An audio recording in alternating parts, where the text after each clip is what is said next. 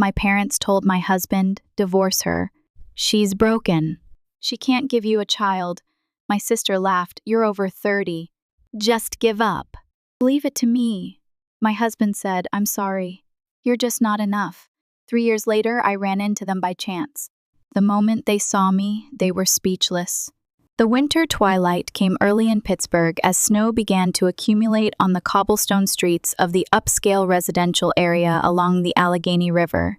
A quiet dinner hour was passing in the Morgan mansion. Emily, would you pass the salt? James Morgan said without looking up at his wife, his eyes still fixed on the documents in front of him. Emily silently handed him the salt shaker. They had been married for 5 years and had spent 13 years together. But lately, their conversations consisted only of such mundane exchanges. How was the hospital today? James finally looked up from his papers, his voice containing more exhaustion than concern. Emily answered with her gaze still lowered to her plate. The same. No change. Her voice was soft, but the weight of her words spread throughout the dining room.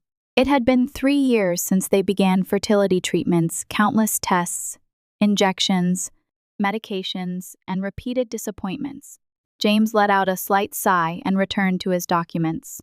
He was a brilliant real estate developer and held a substantial number of shares in Harper Real Estate, which was owned by Emily's parents. As the son-in-law of the Harper family, it was tacitly understood that he would take over the company in the future. Emily's talent as an architectural designer was first-rate, but it was only recognized within businesses related to her parents' company. Harper Real Estate was a prestigious firm spanning 3 generations, and her father, Henry Harper, was a businessman known for his iron will. You haven't forgotten about tomorrow's dinner, have you? Emily tried to change the subject. Your parents and sister are coming, right? James looked up. Charlotte said she has some news to share. Emily frowned slightly. Her sister Charlotte was the daughter who received all their parents' love. Beautiful and sociable, she was always the center of attention. In contrast, Emily was reserved and quiet by nature. The sisters were so different that it surprised everyone around them. I see. She's probably accomplished something wonderful again, Emily said sarcastically. Last month, she was boasting about setting record sales figures for Dad's company's big project. Charlotte really is talented, James said with genuine admiration. Becoming the head of the sales department at her age is no small feat. Emily continued eating in silence. She understood the hidden meaning behind James's words. Charlotte was the perfect daughter. She had a career, beauty, and, above all, a body that could bear children. The phone rang, and James got up from his seat. Emily could hear him speaking in a low voice in the kitchen. She gazed at the snowy landscape outside the window, wondering how her life had come to this. When she met James in college, he was the most brilliant student in the architecture department. They shared the same dreams and passions. After graduation, they had planned to start a small design firm together. However, Henry spotted James's talent and brought him into Harper Real Estate. Gradually, James's dreams were replaced by the future Emily's parents had envisioned for him. Emily had objected but eventually compromised and decided to become involved in the family business herself. I promised to play golf with Charlotte next week, James said when he returned. She wants to discuss some new clients in New York. Emily didn't look up from her plate. I see. Why don't you come along? James suggested, but his words lacked sincerity. Thank you, but I have a fertility treatment scheduled, Emily replied flatly. James fell silent. Emily could see disappointment on his face. They had once dreamed of having children together. Now that dream had created a deep divide between them. Have your parents said anything? James carefully chose his words. Emily gave a bitter smile. Oh, of course. Mother said last week that I should change fertility specialists. And Father, she paused. Father said the Morgan name must continue. James said nothing. His silence spoke volumes. The next morning, when Emily woke up, James had already left. A brief note was placed on the kitchen table. Can't get home early today. Have a meeting with Charlotte. Don't wait up for dinner? Emily carefully folded the note and threw it in the trash. Snow continued to fall outside the window. She took out her cell phone and called her doctor. Dr. Miller, good morning. This is Emily Morgan. If you have time this afternoon for a consultation, yes. Thank you. She hung up and took a deep breath. Today, she planned to discuss the results of her last fertility treatment. And if the results remained unchanged, she would have to make a major decision. On her way home from the hospital, Emily's steps were heavy. The conversation with Dr. Miller kept replaying in her mind. I'm sorry, Mrs. Morgan. The last treatment was also ineffective. She parked her car in front of her house and rested her forehead on the steering wheel for a while. No tears came. It felt as if she had run out of tears. As she headed toward the entrance, she noticed an unfamiliar luxury car parked there. Her parents must be visiting. Emily took a deep breath and opened the door. I'm home, Emily announced quietly. There was no response from the living room. She took off her shoes and hung up her coat. As she walked down the hallway, she saw her parents, James and Charlotte, gathered in the living room, a tense atmosphere hanging in the air. Hello. Emily tried to smile but lost her words at their somber expressions. Father Henry was sitting on a heavy sofa, both hands resting on his cane. Mother Eleanor was seated next to him, sitting up straight with her legs elegantly crossed. James stood by the window, appearing to look at the scenery outside, but his posture was filled with tension. And Charlotte was sitting in Emily's usual chair with perfect makeup and hairstyle, staring at her sister. Emily, sit down. Henry's voice was low and filled with authority. He didn't look at his daughter and began speaking as if in an important business meeting. Emily silently followed her father's instructions and sat down at the edge of the sofa, the only remaining seat. What did the doctor say? Eleanor asked. Her voice seemed gentle, but her eyes were cold. No change today, Emily answered quietly. The last treatment was ineffective. A heavy silence dominated the living room. Henry sighed and finally spoke. James, it's time to make a decision. Emily is defective. There is no future staying with a woman who cannot bear children. Divorce her and marry Charlotte. Emily couldn't believe her ears. Defective? She was shocked by her father's words, feeling as if she couldn't breathe. Father, she tried to raise her voice, but only a hoarse sound came out. Be quiet, Emily, Eleanor said sternly. This is for the family. Harper Real Estate has been passed down through blood-related heirs for generations. James needs an heir. Emily couldn't believe her ears, but Sister Charlotte interjected, her voice sweet but her eyes gleaming triumphantly. You're over 30 now. Why don't you give up? Leave it to me. James and I have gotten along since our college days. Emily gripped her knees with trembling hands. Charlotte, what are you saying? He's my husband. A wife who cannot produce blood-related offspring is not a true wife, Henry coldly declared. James's talent cannot be wasted. He has the obligation to continue the company. Emily desperately looked at James. She prayed that he would say something, that he would protect her. James, she called her husband's name. James finally turned his gaze from the window and faced Emily. His face was unreadable. Emily, he called her name and hesitated for a moment. We've tried enough. For 5 years, we've tried to have a child. It's at its limit. Emily's heart froze. James, even you, I'm sorry. It's not possible with you. James looked down at Emily with cold eyes. Considering the company and children, I need an heir. Emily's world collapsed. She stood up and looked around the room, her parents, sister, and husband. The people she thought were her family now seemed like strangers. Are you all really okay with this? Emily's voice trembled. Is blood relation all that makes a family? Emily, look at reality, Eleanor said calmly. Business isn't driven by emotions. This is for the good of the entire family. Family? Emily gave a bitter laugh. This is family? Abandoning each other, betraying each other, living only for bloodlines, this is family? Don't get emotional, Henry said sternly. Charlotte and James are a perfect match. The company will be secure.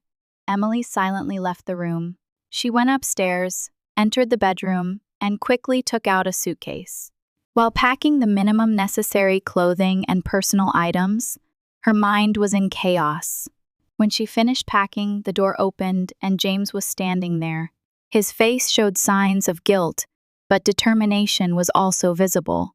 "I'll pay you ample alimony," he said quietly. "The house, the car, whatever you need." Emily looked at him, the man she once loved, the man with whom she once dreamed. Now he was a stranger. "I don't want anything," she said quietly. "Just send me the divorce papers."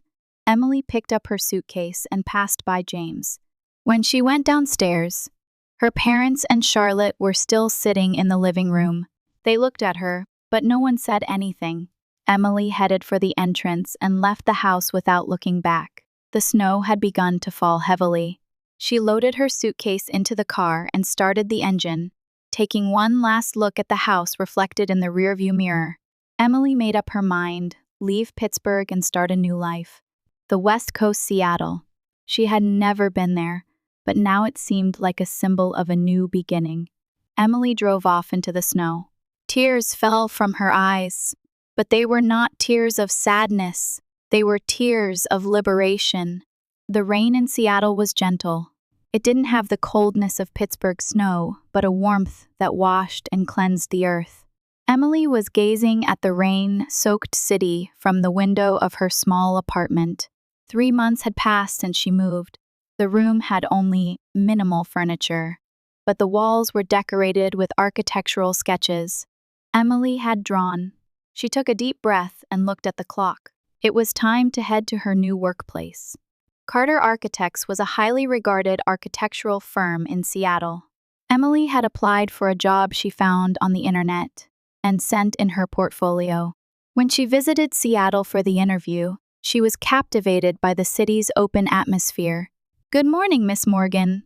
The receptionist, Kate, greeted her cheerfully. Emily smiled back. No one here knew about her past. She was simply a talented architectural designer, not an infertile wife. Not defective. "David is waiting for you.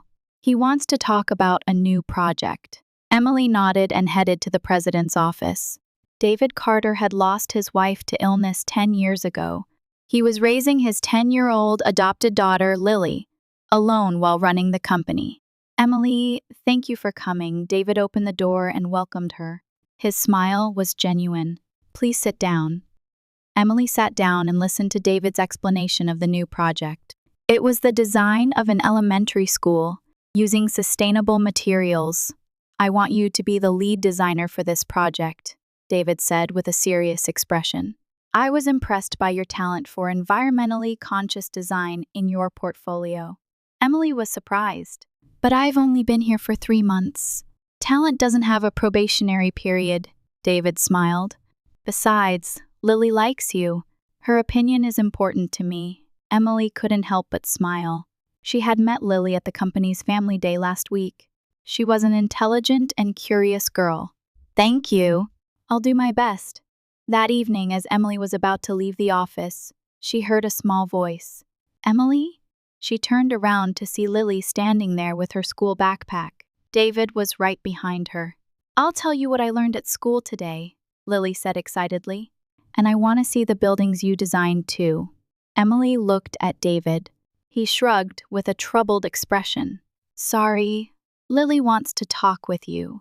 If you don't mind, how about dinner for the 3 of us?" Emily hesitated, but looking at Lily's expectant eyes, she couldn't find a reason to refuse.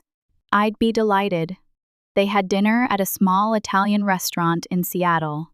Lily vividly talked about what happened at school, and Emily answered her questions.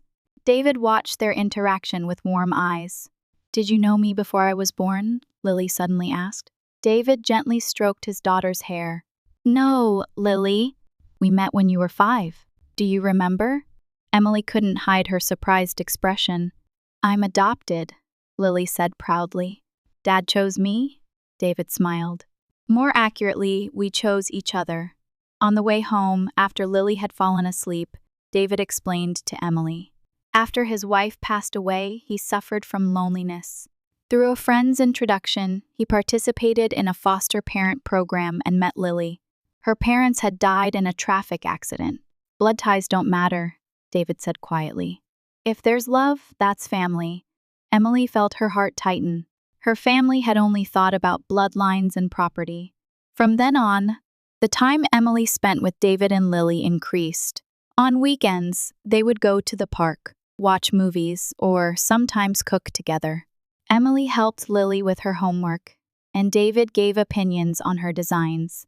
After half a year had passed, David invited her to dinner at his home. After Lily went to bed, he gathered his courage and confessed his feelings. Emily, I like you, but I don't want to rush you. You must have a past, and I have responsibilities. I just wanted you to know. Emily was touched by his sincerity. For the first time, she talked about her marriage to James, her infertility issues, and the rejection from her family. It was painful to put into words, but at the same time, it was liberating. David listened silently and finally took her hand. You are not defective. You're a wonderful woman. Blood ties don't make a family. Love makes a family. At those words, Emily couldn't stop her tears. A year later, Emily and David got married. Friends of David's and new colleagues Emily had met gathered at the small church for the ceremony. Lily wore a wedding dress and walked down the aisle, scattering flowers. I have the best dad, and from today, the best mom, Lily proudly declared before the guests. The guests responded with warm smiles and applause. Emily understood the true meaning of family for the first time in her life, not blood ties, property, or social status, but respecting each other, supporting each other, and loving unconditionally is what creates a family. 3 months after the wedding, Emily noticed changes in her health: morning sickness, unusual fatigue. She nervously went for a medical examination. Congratulations, Miss S. Carter. You're pregnant, the doctor announced with a smile. Emily gasped. But I was told I was infertile. Sometimes, when couples adopt a child, they are released from psychological pressure and conceive naturally, the doctor explained kindly. In your case, stress was probably a major obstacle. Returning home, Emily told David and Lily. David embraced her, and Lily jumped around excitedly. I'm getting a brother or sister? Really? Lily's eyes sparkled. Yes, really, Emily answered, and the three of them hugged. During a checkup 5 months later, Emily learned she was expecting twins. She lay in bed, placing her hand on her stomach. You are very loved, she spoke softly. It doesn't matter whether there are blood ties or not. We are family. Outside the window, Seattle's gentle rain continued to fall. Emily closed her eyes and smiled at the ironic turn her life had taken. The moment she thought she had lost everything was actually the beginning of finding what truly mattered. Grace, Olivia, make sure you hold hands, Emily called out to her twin daughters while holding a shopping basket. The 2-year-old twins, with golden curls and bright eyes, were wearing identical light blue dresses. Mommy, I want that, Grace pointed to the candy aisle. No. After lunch, Emily answered in a gentle but firm voice. The large shopping mall in the Seattle suburbs was bustling with weekend shoppers. David and Lily approached from behind Emily. Lily had become a responsible older sister. Mom, can I buy this book? Lily asked, showing a science book. Of course, Lily, Emily smiled. It will help with your college preparation. College is still far away, David laughed. He took the shopping basket from Emily and picked up one of the twins with his other hand. Well, David, Emily grinned. The day these two go to college will come before you know it. They finished buying groceries and decided to have a light lunch at the food court. While Lily was looking after the twins, Emily and David went to get drinks. Emily leaned happily against David's arm. I can't believe it, she said softly. 3 years ago, I couldn't have imagined such happiness awaiting me. David kissed her cheek. You deserve this happiness. It was then that a familiar silhouette entered the edge of Emily's vision. She stopped and caught her breath. On the opposite side of the food court stood James, Charlotte, and her parents, Henry and Eleanor. "Emily?" David asked, noticing the change in her expression. "What's wrong?" Emily was speechless. Their appearance, which she was seeing for the first time in 3 years, was quite different from what she remembered. James's hair had thinned, and his face showed deep signs of fatigue. Charlotte had lost her former radiance and was looking around with a nervous expression. Her parents also seemed aged, especially her father, Henry, who appeared to rely more heavily on his cane. "That's my former family," Emily finally managed to say. David looked in their direction and squeezed Emily's hand. "Are you okay? Do you want to go over there, or would you rather avoid them?" Emily took a deep breath. There was no need to run away, she told herself. "No, it's fine. Let's go back to our table." As they were eating, the inevitable moment arrived. James came to get drinks and caught Emily's eye. He stopped in his tracks, surprised. "Emily," she nodded calmly. "James." James looked at Emily's table, Lily, the twin daughters, and David. Complex emotions crossed his face. "Family?" he asked quietly. "Yes, my family," Emily answered proudly. James seemed about to say something, but just then Charlotte approached. She froze for a moment when she saw Emily. "Emily," her voice was mixed with surprise. "Is it really you?" "Hello, Charlotte," Emily responded flatly. Her parents must have noticed too as they slowly approached. David stood up and introduced himself. "I'm David Carter, Emily's husband." After a heavy silence, Emily asked, "What brings you to Seattle?" "Business," Henry answered. His voice wasn't as powerful as before. "A branch office on the West Coast." He cut off his words. "How are you doing?" "As you can see, very happy," Emily replied. The twins looked at her and smiled. "Children?" Eleanor said with surprise. "Yours?" "Yes, my children, Grace and Olivia. They're 2 years old," Emily said proudly. "But you were," Charlotte began, quickly swallowing her words. Emily smiled gently. "Infertile?" "Yes, I was.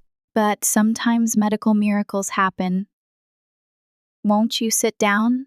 David suggested. "Let's talk a bit." They sat at the adjacent table. Lily was looking at them with curious eyes, but when she noticed Emily's glance, she devoted herself to keeping the twins entertained. "You look well," Emily said. However, happiness or satisfaction did not come through in their expressions. "Business is going through difficult times," Henry said in a tired voice. "The real estate market is changing rapidly." "Your company?" James asked Emily. "Carter Architects.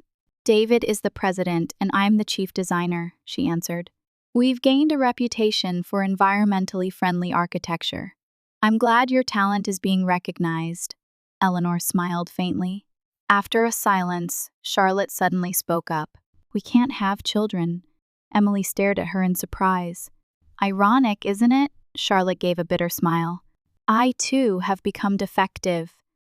James frowned uncomfortably and looked away. Emily was at a loss for words. "Have you considered adoption?" she asked quietly. Henry objected. James answered shortly. "Without blood ties aren't everything." Emily looked toward Lily, David's adopted daughter. "She's our family." "Congratulations," Henry said, but his voice was mixed with envy. "You were stronger than we thought." Emily held David's hand and smiled. "Strength can't be found alone. It's found because you have people who support each other, a true family." "The company?" James abruptly asked. "Harper Real Estate is not doing well, I heard." Emily answered. "It's been talked about in Seattle's real estate circles too." "Won't you help us?" Henry suddenly said. With the power of your new company, Emily took a deep breath. There was no anger left in her heart. She only felt sorry for them and had the conviction that her choices had been right. "There are things I can do," she said slowly, "but there are conditions." They looked at her with expectation, understanding that blood ties and profit alone don't make a family, and rebuilding a family in the true sense. Emily said nothing more, and stood up to return to the table where her family was. David put his arm around her shoulder, and Lily waved. The twins smiled, happily seeing their mom. She looked back just once over her shoulder. Her former family was staring at her in bewilderment. This wasn't a reunion for revenge or to show off. Emily had chosen to live her happiness, and that was the greatest victory. Welcome to the Carter Family Initiative. Emily gripped the microphone and looked out at the gathered people. The new multi-purpose hall in downtown Seattle was filled with families considering adoption and supporters. In the 5 years since the reunion at the shopping mall, her life had changed even more. We are a family bound by love, not blood ties, she continued, and we want to share that experience with many of you. David stood on the stage and came to her side, his eyes holding a light of pride. The Carter Family Initiative supports families considering adoption and also works to improve the foster care system, David added. We believe all children have the right to be loved. The nonprofit that Emily and David had established had grown rapidly over the past 3 years. Their activities were featured in the media and touched the hearts of many people. After the lecture, Emily was talking with a woman in the corner of the venue. It was Charlotte. Sister Emily, Charlotte corrected herself. Her expression no longer held the arrogance of the past. You are right. James and I got divorced. Emily nodded quietly. Charlotte and James's marriage had ended 2 years ago. She had heard that James eventually started throwing the word defective at Charlotte too. The company? Emily asked. Bankrupt, Charlotte said flatly. Father had a heart attack and mother is working part-time. Pride, property, everything is lost. Emily held her sister's hand. But you can start anew. Charlotte looked at Emily with tearful eyes. Can you forgive me? I said terrible things back then. The past is the past, Emily said kindly. What matters is what you choose now. Could I work at your nonprofit? Charlotte asked shyly. If there's something I can do, Emily smiled. Of course. Can you come tomorrow? On the opposite side of the hall, Lily was playing with the twins, who were now 7 years old. 18-year-old, Lily was preparing for college, planning to study child psychology. David returned to Emily. Your parents, they're coming to our house tomorrow, Emily answered. It's their first time meeting us, but I want them to understand what I value. David embraced her. You're a wonderful person. Emily looked back. Various forms of families had gathered in the venue, families connected by blood, families who had welcomed adopted children, and foster families. Her heart was filled with warmth. On the way home, Emily gazed at the scenery outside the car window. Seattle's rain continued to fall gently, blurring the city lights. Come to think of it, that day I left home after being called defective, she said quietly. But that was the turning point in my life. David held her hand. Sometimes the greatest setback can become the greatest gift. Emily nodded and looked at the children sleeping in the back seat, Lily, Grace, Olivia, and in her womb. A new life was growing. According to the doctor, it was going to be a boy. What makes a true family? Emily smiled.